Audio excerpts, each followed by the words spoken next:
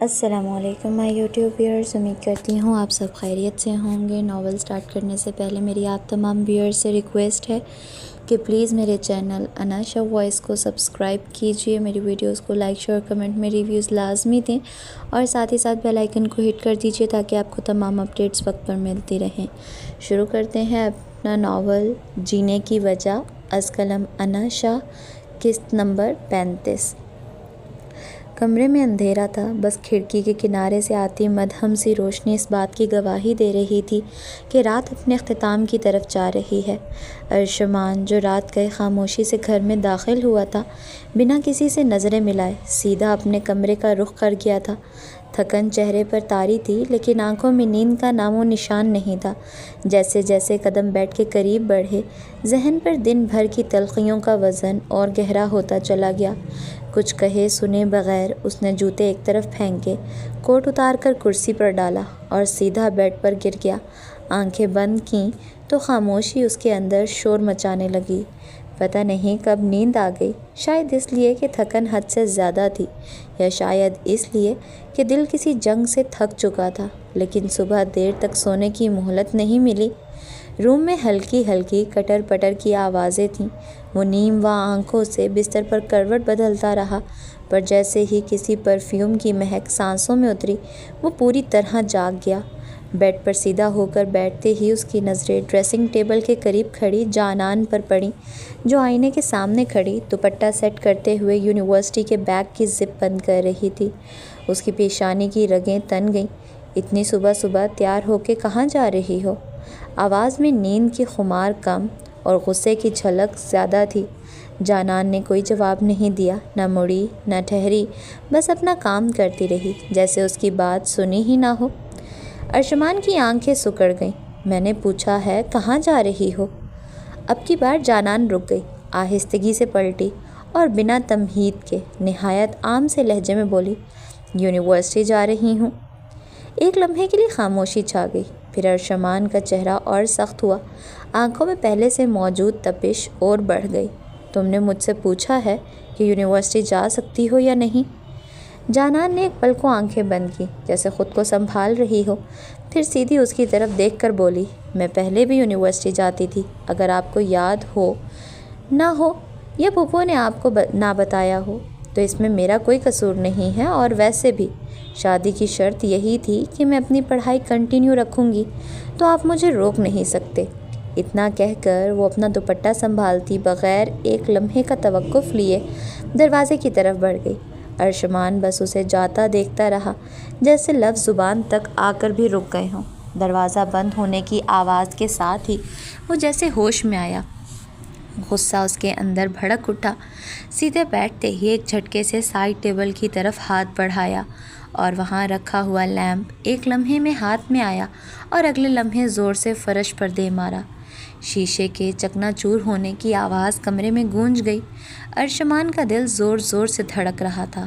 غصہ، بے بسی یا اس کے رویے سے لگنے والی چوٹ، شاید سب کچھ۔ دروازہ بند ہوا اور وہ لمحہ جیسے پوری شدت سے کمرے میں گونج گیا۔ ارشمان کے لب بھینچ گئے، ماتھے کی رگیں مزید تن گئیں، ہاتھوں کی انگلیاں مٹھی میں جکڑنے لگیں۔ ایک لمحہ، دو لمحے، پھر وہ بیڈ سے اٹھ کھڑا ہوا، جیسے اب ایک پل بھی وہاں ٹھہرنا مشکل ہو۔ غصہ جیسے پورے جسم میں دوڑ رہا تھا۔ وہ تیز قدموں سے وارڈروب تک پہنچا، دروازہ کھولتے ہی ایک جھٹکے سے شرٹ اور پینٹ نکالی، جیسے وہ کپڑے نہیں بلکہ اندر کا غصہ اتارنا چاہتا ہو۔ کپڑے اٹھائے، باتھ روم کی طرف گیا۔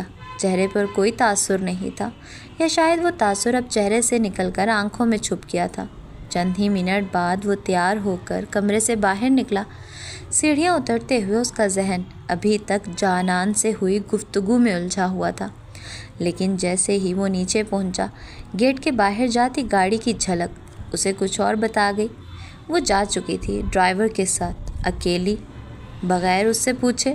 بغیر پوچھے، وہ جیسے خود سے بڑبڑایا۔ ایک لمحے کے لیے وہ وہیں کھڑا رہا۔ ناشتہ ٹیبل پر لگا تھا، لیکن وہ نظر اٹھا کر بھی دیکھ نہ سکا، جیسے کسی نے اندر ہی اندر اس کی انا کو دبوچ لیا ہو۔ اگلے ہی لمحے اس نے قدم موڑے، دروازہ کھولا اور بنا کچھ کہے، بنا کچھ کھائے سیدھا باہر نکل گیا۔ پیچھے خاموشی تھی اور دل میں ایک عجب قسم کی بے چینی۔ غصے سے بھری ہوئی۔ شاہ ہاؤس میں ڈائننگ ٹیبل پر بیٹھے تمام افراد خاموشی سے اپنا اپنا ناشتہ کر رہے تھے جب اذلان نے اپنے ہاتھ میں پکڑا ہوا کپ میز پر رکھا اور کرسی کو ہلکے سے پیچھے دھکیلا۔ میں گاڑی میں ویٹ کر رہا ہوں، جلدی سے آ جاؤ، تم دونوں کو یونیورسٹی ڈراپ کر کے مجھے راہم کے پاس بھی جانا ہے۔ اس کے لہجے میں نرمی بھی تھی اور تھوڑا سا بیزاری کا لمس بھی، جو وہ اکثر صبح کی جلد بازی میں اختیار کرتا تھا۔ ماہنور نے سر ہلایا لیکن کچھ کہا نہیں، اور پریشے جو اس وقت نوالہ توڑنے ہی لگی تھی تھوڑا سا رک کر اسے دیکھنے لگی، جیسے کہنا چاہ رہی ہو کہ اتنی بھی کیا جلدی ہے، پر الفاظ ہونٹوں سے نہ نکلے۔ اذلان کی نظریں دونوں پر ایک پل ٹکیں، پھر وہ بنا کچھ اور کہے تیز قدموں سے باہر نکل گیا۔ دروازہ کھلا اور پھر بند ہونے کی ہلکی سی آواز ہوئی، جیسے کسی معمول کے دن کا ایک مخصوص مرحلہ مکمل ہو گیا ہو۔ چلو ماہنور، ورنہ بھائی پھر بولیں گے کہ لڑکیوں کو تیار ہونے میں کتنا وقت لگتا ہے۔ پریشا نے چائے کا آخری گھونٹ لے کر کپ رکھتے ہوئے کہا اور جلدی جلدی اپنا دوپٹہ سنوارنے لگی۔ ماہنور خاموشی سے اٹھی، ہلکے قدموں سے چلتے ہوئے اپنے دوپٹے کو کندھوں پر درست کیا۔ دونوں اب لاؤنج کے دروازے پر پہنچ چکی تھیں۔ پریشا نے مڑ کر پیچھے دیکھا۔ اللہ حافظ آغا جان، آپ دوا ٹائم پر لے لیجیے گا، اور باقی سب کو بھی میری طرف سے اللہ حافظ۔ دعا کیجیے گا کہ میرا دن اچھا گزر جائے۔ ماہنور نے بھی سب کو اللہ حافظ کہا۔ شاہ ہاؤس کے تمام افراد نے ان دونوں کو محبت بھری نظروں سے دیکھا اور ہلکی سی مسکراہٹ کے ساتھ جواب دیا۔ ماہنور اور پریشے کے قدموں کا رخ اذلان کی گاڑی کی طرف تھا، جو اس وقت ڈرائیونگ سیٹ پر اپنی آنکھوں پر شیڈز لگائے ان دونوں کا انتظار کر رہا تھا۔ گاڑی کے دروازے کی کلک کے ساتھ ہی جانان نے اپنے بیگ کی اسٹرپ کندھے پر جما کر باہر قدم رکھا۔ صبح کی ہلکی دھوپ اس کے چہرے کو چھو کر گزر رہی تھی، مگر اس کی نظریں سیدھی یونیورسٹی کے گیٹ کی طرف تھیں، جہاں دو مانوس چہرے ہاتھوں میں فائلز دبائے مسکرا کر اس کا انتظار کر رہے تھے۔ ماہنور شاکنگ پنک کلر کے ٹراؤزر شرٹ میں نرمی کا پیکر لگ رہی تھی، آنکھوں ہی آنکھوں میں کچھ کہتی نظر آئی، جبکہ پریشے، جس کی شرارتی نگاہیں ہمیشہ کچھ نیا ڈھونڈتی تھیں، جانان کو دیکھتے ہی دونوں ہاتھ ہلا کر اپنی جگہ پر کھڑی ہو گئی۔ جانان کے ہونٹوں پر بے ساختہ مسکراہٹ ابھری، قدم خود بخود تیز ہو گئے۔ وہ جیسے جیسے قریب آتی گئی، دونوں چہرے واضح ہونے لگے اور دل میں ایک مانوس سی خوشی نے جگہ لے لی۔ جانان نے آگے بڑھ کر پہلے ماہنور کو پھر پریشے کو سینے سے لگایا۔ تم آج چھٹیوں کے بعد پہلے ہی دن کتنے منٹ لیٹ ہو؟ پریشے نے چپتا ہوا سوال کیا تو جانان نے ہنستے ہوئے آنکھیں گھمائیں۔ صرف 5؟ تم دونوں کو تو جیسے ہر بات کا حساب رکھنا ہوتا ہے، اس نے مصنوعی خفگی سے کہا۔ جب تمہارے بغیر 5 منٹ بھی ادھورے لگیں تو حساب رکھنا پڑتا ہے جانان بی بی۔ ماہنور نے نرمی سے اس کی گلائی تھام کر جواب دیا، جس پر تینوں کھلکھلا کر ہنس دیں۔ چند لمحے یوں ہی ہنسی مذاق میں گزرے، پھر جیسے اچانک سب کو اپنی کلاسز کی یاد آ گئی۔ اوہ گاڈ، جانان اور ماہنور آپی، جلدی جلدی چلیں، آج تو کھڑوس کی کلاس سب سے پہلے ہے، اگر ہم ذرا بھی لیٹ ہوئے نا تو اس نے ہمیں لیکچر نہیں اٹینڈ کرنے دینا۔ پریشے کی بات سنتے ماہنور اور جانان نے ایک دوسرے کی طرف دیکھا اور پھر جلدی سے اپنا رخ اپنے ڈپارٹمنٹ کی طرف کیا۔ لیکچر ہال میں بیٹھے بھی اس کا دل کہیں اور تھا۔ کتابیں کھلی تھیں مگر لفظ آنکھوں سے ٹکرا کر بے معنی ہو کر گر رہے تھے۔ دماغ جیسے مکمل طور پر خالی ہو چکا تھا۔ شادی کو صرف کچھ دن ہی تو ہوئے تھے، اور وہ بھی ایسے جیسے کوئی نیا قید خانہ ہو، نئی زنجیریں اور ایک نیا جیلر۔ ارشمان، جانان نے آہستہ سے آنکھیں بند کی، جیسے خود سے کچھ چھپانا چاہتی ہو، لیکن جو تلخی دل میں اتر چکی تھی وہ کہاں چھپتی ہے۔ صبح کے 8:30 بج رہے تھے۔ سورج اپنی تمازت بکھیرنے کو بے تاب تھا، مگر شہر کی سڑکوں پر بے حسی کی گرد چھائی ہوئی تھی۔ صدیقی صاحب نے کالر کو ہلکا سا ٹھیک کرتے ہوئے گاڑی کا دروازہ بند کیا۔ ڈرائیور آج غیر حاضر تھا تو خود گاڑی سنبھالنی پڑی۔ ان کی آنکھوں میں وہی غرور، وہی بے نیازی تھی جو ان کے لہجے کا حصہ تھی، مگر وہ نہیں جانتے تھے کہ قسمت آج کچھ اور ہی صفحہ کھولنے جا رہی تھی۔ گاڑی جیسے ہی مین روڈ پر پہنچی، رفتار معمولی سی تیز ہوئی۔ سڑک تقریباً سنسان تھی، بس چند گاڑیاں ادھر ادھر چلتی دکھائی دے رہی تھیں۔ وہ بالکل پرسکون انداز میں ڈرائیونگ کر رہے تھے، مگر انہیں خبر نہیں تھی کہ سڑک کے کنارے پارک کی گئی ایک سیاہ رنگ کی وین میں 2 آنکھیں مسلسل ان کی گاڑی کو ٹریس کر رہی تھی۔ وین کے اندر موجود شخص نے مائک پر کسی کو مختصر الفاظ میں پیغام دیا: target on route, location confirmed, execution on next turn. Siddiqui صاحب کی گاڑی جیسے ہی اگلے سگنل کے قریب پہنچی، اچانک دائیں طرف سے ایک بڑی بلیک SUV پوری رفتار کے ساتھ ان کی طرف لپکی۔ صدیقی صاحب نے کچھ فاصلے پر گاڑی کو آتے دیکھا، مگر سمجھنے سے پہلے ہی ان کی گاڑی کو ایسا زوردار ٹکر لگا کہ گاڑی سڑک کے دوسری جانب ڈیوائیڈر سے جا ٹکرائی۔ آواز ایسی تھی جیسے دھاتیں ایک دوسرے سے ٹکرا کر چیخ اٹھی ہوں۔ شیشے بکھر کر سڑک پر چمکتے موتیوں کی طرح بکھر گئے۔ گاڑی کا فرنٹ پورا دبا ہوا تھا، ایئر بیگز کھل چکے تھے، مگر اثر اتنا شدید تھا کہ صدیقی صاحب کا سر سائیڈ ونڈو سے جا ٹکرایا اور ان کی پیشانی سے خون کا فوارہ پھوٹا۔ ان کا جسم سیٹ بیلٹ میں جکڑا ہوا تھا، مگر جھٹکا اتنا زوردار تھا کہ ان کے کندھے کی ہڈی اپنی جگہ سے ہل چکی تھی۔ ان کی آنکھیں کھلی تھیں، مگر دھندلاہٹ ہر چیز کو مبہم بنا رہی تھی۔ سانس لینے میں تکلیف تھی، جیسے کوئی سینے پر پتھر رکھ کر بیٹھ گیا ہو۔ پاس کھڑی ایک عورت نے زور سے چیخ ماری۔ دوسرے لوگ بھی دوڑ کر قریب آئے۔ کسی نے پولیس کو فون کیا، کسی نے ایمبولینس کو، کسی نے جان بوجھ کر مارا ہے، یہ ایکسیڈنٹ نہیں، پلان تھا یہ، کسی نے ہجوم میں کھڑے ہو کر کہا۔ مگر اس سب شور میں اس وین میں بیٹھا شخص خاموشی سے اپنے ہاتھ میں پکڑا موبائل بند کر کے وین کو ریورس میں لے جا رہا تھا۔ اسے اپنا کام مکمل کرنے کا اطمینان تھا۔ صدیقی صاحب کا سر اب اسٹیئرنگ پر جھک چکا تھا، خون ان کی پیشانی سے بہتا ہوا شرٹ کے کالر تک جا پہنچا تھا، مگر ابھی وہ زندہ تھے۔ ایمبولینس کا سائرن جب فضا کو چیرتا ہوا قریب پہنچا تو لوگوں نے انہیں اٹھانے کی کوشش کی، مگر کسی نے ان کے چہرے پر چھائی درد کی وہ لہر نہ دیکھی جو صرف انہیں محسوس ہو رہی تھی۔ یہ وار غیر متوقع نہیں تھا، مگر اتنا جلدی ہو جائے گا یہ انہوں نے نہیں سوچا تھا۔ جیسے ہی اذلان نے ہسپتال کی حدود میں قدم رکھا، سامنے کا منظر دیکھ کر اس کے قدم تیز ہو گئے۔ راحم اور فرحاد دونوں ایک دوسرے کے سامنے کھڑے تھے، مگر انداز ایسا جیسے کوئی لمحہ بھر میں طوفان آ جائے گا۔ اذلان جلدی سے ان دونوں کے قریب پہنچا، دونوں سے گلے ملا اور فوراً پوچھا، کیا مسئلہ ہے؟ فرحاد تو جیسے بھڑک ہی اٹھا، اپنے اس پاگل سنگ کی کزن کو کچھ سمجھاؤ، نہ کسی سے کچھ پوچھتا ہے، نہ کوئی مشورہ کرتا ہے، جو دل میں آتا ہے وہ کر دیتا ہے۔ میں بتا رہا ہوں، یہ کسی دن میرے ہاتھوں ضائع ہو جانا ہے، میں مزید اس کا پاگل پن برداشت نہیں کر سکتا۔ اس پر راحم کی آنکھیں سرخ ہو گئیں۔ وہ آگے بڑھا، ہاں تو تمہیں کس نے کہا ہے کہ تم میرے معاملات میں دخل دو؟ ایسے دوستوں کے ہونے سے بہتر تو ہے انسان دوست ہی نہ بنائے۔ فرحاد نے اسے گھور کر دیکھا، لبوں کو بھینچا، لیکن اس سے پہلے بات مزید بڑھتی اذلان دونوں کے درمیان آ گیا۔ اس نے دونوں کو گھورتے ہوئے کہا، چپ کرو، مجھے اصل بات بتاؤ، ہوا کیا ہے؟ فرحاد نے گہری سانس لی اور بات شروع کی، آج صبح صدیقی صاحب کا ایکسیڈنٹ ہوا ہے اور اس سب کے پیچھے راحم کا ہاتھ ہے۔ تمہیں پتہ ہے وہ بزنس کی دنیا میں بہت مشہور ہیں اور ہر جگہ یہ خبر پھیل رہی ہے کہ ایکسیڈنٹ کسی کی سوچی سمجھی سازش ہے۔ اب مجھے بتاؤ میں کیا کروں؟ اس گدھے نے تو ایک بار مشورہ کرنے کی بھی ضروری نہیں سمجھی۔ گدھا سن کر راحم کا پارا آسمان کو چھونے لگا۔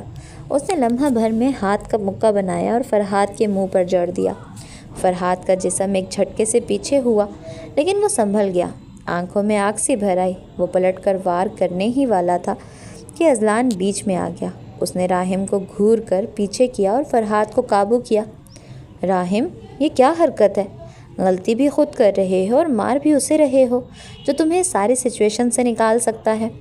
اذلان کی بات پر فرحاد کی آنکھیں سکڑ گئیں، لبوں پر شیطانی مسکراہٹ کا سایہ چھا گیا۔ میری طرف سے بھول جاؤ کہ اس دفعہ میں اس پاگل انسان کی مدد کروں گا۔ میرے پولیس میں ہونے کا تم سب ناجائز فائدہ اٹھاتے ہو۔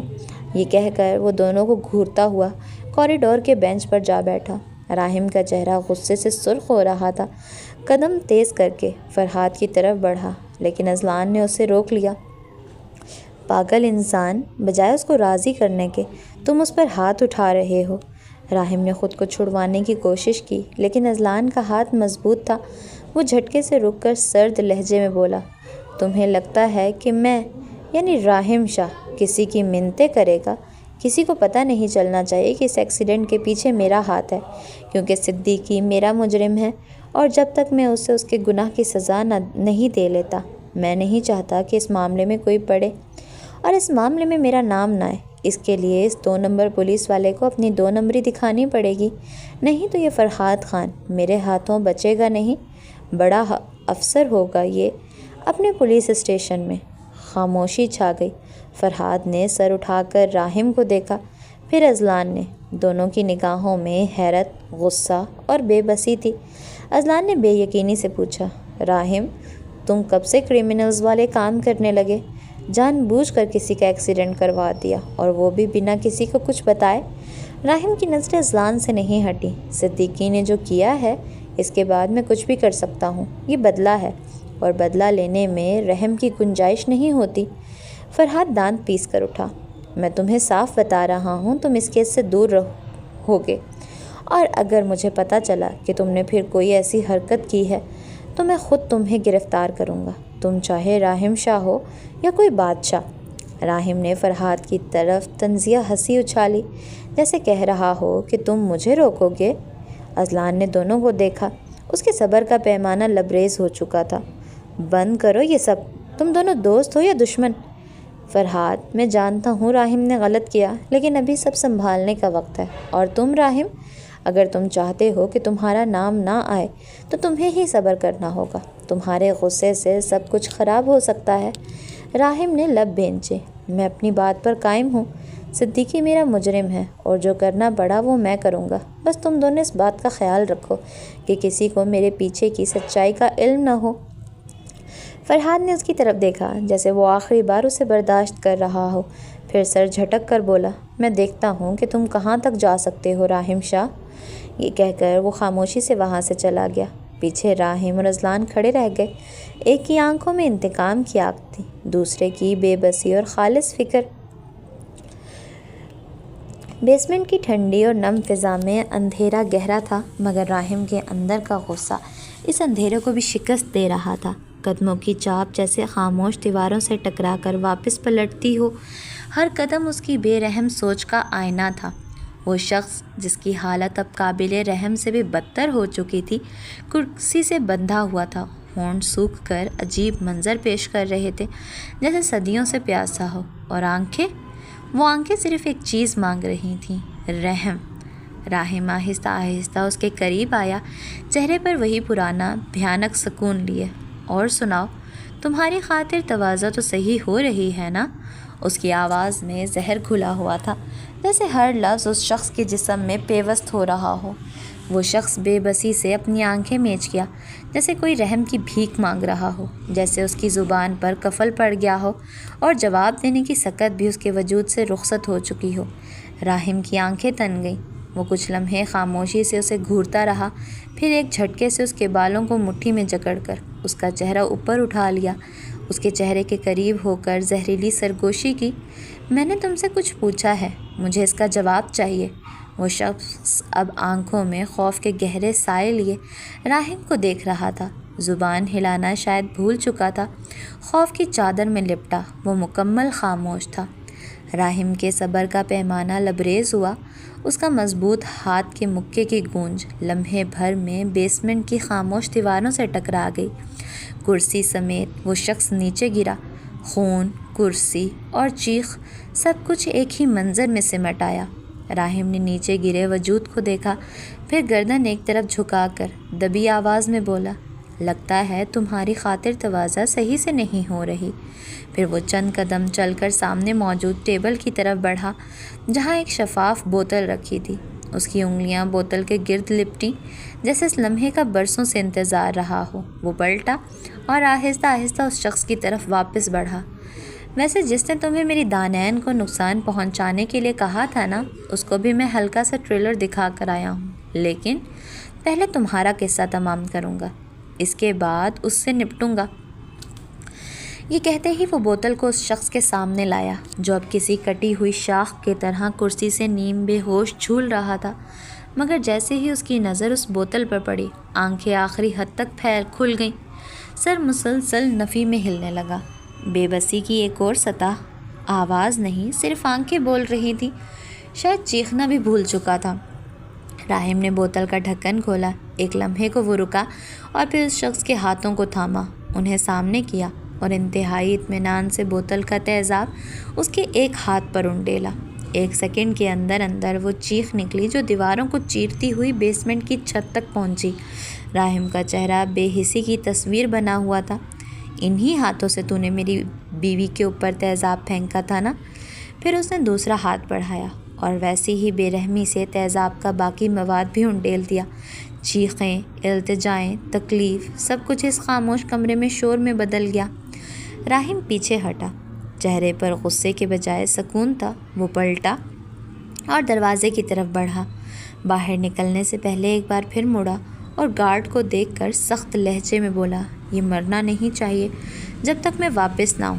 دروازہ بند ہوا اور بیسمنٹ میں اب صرف چیخوں کی گونج باقی تھی۔ راہم کا بدلہ ابھی مکمل نہیں ہوا تھا۔ جیسے ہی راہم ہسپتال کی راہداری میں داخل ہوا، سامنے ہی ارشمان کو اپنا منتظر پایا۔ وہ دونوں ہاتھ سینے پر باندھے، دیوار سے ٹیک لگائے، گردن جھکائے، جانے کیا سوچ رہا تھا، مگر جیسے ہی راہم کے قدموں کی چاپ اس کے قریب پہنچی، اس نے فوراً نظریں اٹھائیں۔ راہم، تم کہاں گئے تھے؟ جس پر راہم نے آگے سے کوئی جواب نہیں دیا تھا۔ تمہیں اس حالت میں دانیال کو اکیلے نہیں چھوڑنا چاہیے تھا۔ اس نے سختی سے جملہ مکمل کیا، جیسے کوئی ذمہ داری یاد دلا رہا ہو۔ اور اگر اتنا ہی ضروری کام تھا تو ہم میں سے کسی کو بتا دیتے، ہم یہاں ٹھہر جاتے۔ راہم نے قریب آ کر ایک گہری سانس لی، لبوں پر وہی دھیمے سکون کی مسکراہٹ جس سے غصہ بھی پانی ہو جائے۔ ریلیکس یار، اس نے مسکراہٹ کے ساتھ کہا، بس کچھ ضروری کام تھا، وہی نپٹا کر آ رہا ہوں۔ ارشمان نے پلکیں جھپکائیں، جیسے الفاظ پر یقین کرنے سے پہلے دل کی گواہی مانگی ہو۔ راہم کے چہرے پر جو سکون تھا وہ معمولی نہیں تھا، وہ جانتا تھا، وہ پہچانتا تھا۔ تو تم؟ وہ کہنے ہی والا تھا کہ خود ہی زبان کو روکا۔ راہم کی نظروں میں ایک خاموش انتباہ تھا، جیسے کہہ رہا ہو خود ہی سمجھ جاؤ۔ اور واقعی اس کے بعد ارشمان نے اس موضوع پر کوئی بات نہیں کی تھی۔ وہ سمجھ گیا تھا کہ وہ اپنے مجرم کو سزا دے کر آ رہا ہے، تبھی تو اتنا پرسکون ہے۔ ویسے آج صبح اذلان بتا رہا تھا تمہاری اور فرحاد کی کچھ بحث ہوئی ہے۔ ارشمان کی بات سنتے راہم کے چہرے پر کوئی تاثر نہیں آیا تھا، بس آواز میں ایک ٹھہراؤ سا آ گیا۔ جو میرا مجرم ہے، میں اس کا حق کسی کو بھی نہیں دوں گا کہ وہ اس کو سزا دے۔ الفاظ نہیں تھے، اعلان تھا، ایک حد بندی۔ ارشمان خاموش ہو گیا۔ اسے معلوم تھا اس کے بعد کچھ کہنا بیکار ہے۔ راہم جس بات پر اڑ جاتا ہے اس کے فیصلے کا اختیار کسی اور کے پاس نہیں رہتا۔ خاموشی چند لمحوں کے لیے درمیان میں در آئی۔ ارشمان نے گہرا سانس لیا اور آنکھیں بند کیں، جیسے خود کو مضبوط کر رہا ہو، کیونکہ آج کل راہم کسی بھی بات کا سیدھا جواب نہیں دیتا تھا۔ اس کا جو دل کرتا تھا وہ کرتا تھا۔ خیر کرتا تو وہ پہلے بھی اپنی ہی تھا، لیکن پہلے وہ تھوڑا بہت کسی سے مشورہ کر لیتا تھا، لیکن آج کل تو اس کو خود کو جو ٹھیک لگتا تھا وہ وہی کرتا تھا۔ دانیال کی طبیعت کیسی ہے؟ اس نے دھیمی آواز میں سوال کیا۔ راہم کا چہرہ تھوڑا نرم پڑا، جیسے اسے بات کرنے کے لیے اس کا من پسند ٹاپک مل گیا ہو۔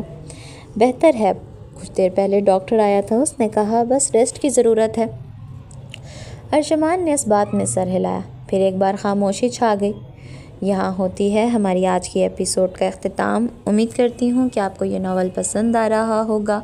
مزید اس ناول کو پڑھنے کے لیے اور اس طرح کے اچھے اچھے ناولز پڑھنے کے لیے پلیز میرے چینل اناشا وائس کو سبسکرائب کیجئے، میری ویڈیوز کو لائک شیئر کمنٹ میں ریویوز لازمی دیں، اور ساتھ ہی ساتھ بیل آئیکن کو ہٹ کر دیجئے تاکہ آپ کو تمام اپڈیٹس وقت پر ملتی رہیں۔ انشاءاللہ کل ملیں گے اسی ناول کی نیکسٹ ایپیسوڈ کے ساتھ۔ تب تک کے لیے اللہ حافظ۔ خود بھی خوش رہیں اور اپنے ارد گرد رہنے والے لوگوں کو بھی خوش رکھیں۔